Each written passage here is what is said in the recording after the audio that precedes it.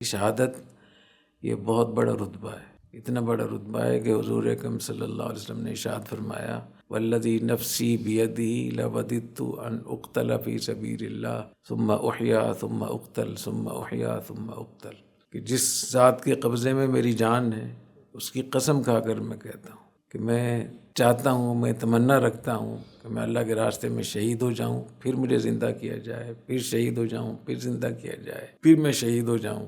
اور حدیث شریف میں آتا ہے کہ جتنے بھی لوگ جنت میں جائیں گے واپسی کی کوئی تمنا نہیں کرے گا سوائے شہید کے۔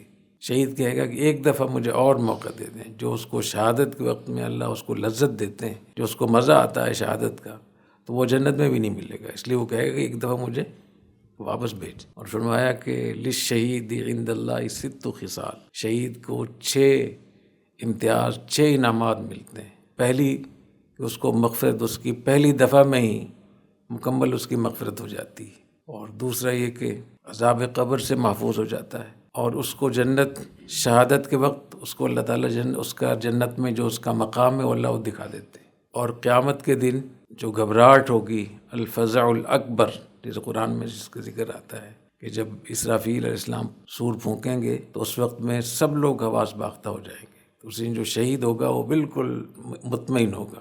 اور 5ویں ہے کہ قیامت کے دن اللہ تعالیٰ اس کو تاج پہنائیں گے جو عزت کا تاج ہوگا، اور وہ اتنا قیمتی ہوگا کہ اس کا ایک ہیرا، ایک موتی خیر من الدنیا وما فیہا، وہ پوری دنیا وما فیہا سے بہتر ہوگا۔ آج دنیا میں کیا کچھ چیزیں معدنیات نکل آئی ہیں، پوری دنیا کی کیا قیمت ہے، کیا اہمیت ہے، پھر آسمان زمین سب ملا کے۔ اور فرمایا کہ اس کو 70 حوریں، 72 حوروں سے اس کی شادی ہوگی۔ 72 حوریں بھی ملی، وہ حوریں کیسی ہوں گی؟ وہ یہاں والوں کی طرح تھوڑی ہوں گی۔ ولا نصیف ہوا خیر من الدنیا وما فیہا، اس کا دوپٹہ پوری دنیا وما فیہا سے بہتر ہے۔ اگر وہ ایک نظر اٹھائے زمین کی طرف تو پوری زمین جو ہے اتنی روشن ہو جائے کہ اتنی سورج کی روشنی نہیں۔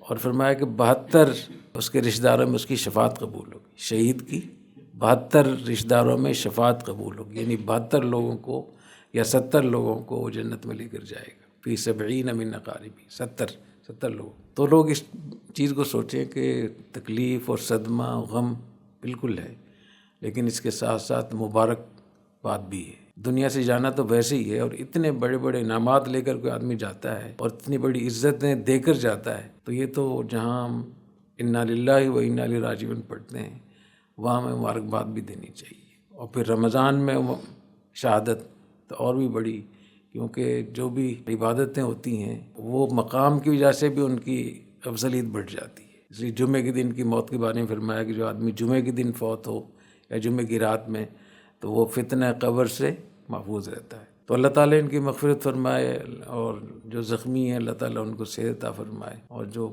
بچے ہیں پیچھے شہداء کے اللہ ان کو صبر دے، ہمت دے، اور اس شہادت کو اللہ تعالیٰ قبول فرمائے۔ اور اللہ تعالیٰ ہماری قوم کو اللہ تعالیٰ اتنی توفیق دے کہ وہ اس فتنے کو ختم کرنے کے لیے اکٹھے ہو جائیں اور اپنی افواج کو سپورٹ کریں۔